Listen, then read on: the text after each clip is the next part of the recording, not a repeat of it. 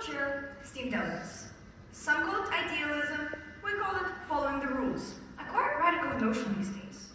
Across the world, authoritarianism grows not only through force, but through silence, when nations hesitate to act, when rules are treated as polite suggestions, and when power outweighs principle. Now, the UK has always believed that rules only work if we don't give in to the bullies. Right? US? China? No? Because a rule-based order means that no nation, however mighty, however well-armed, however well-bound, stands above the law.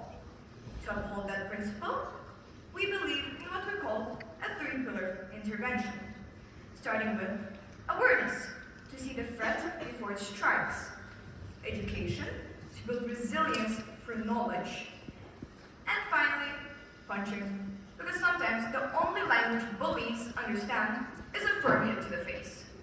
The United Kingdom calls upon this assembly to decide, will we defend a rule-based order that protects freedom, or will we stand idle as freedom is redefined by force? Thank you.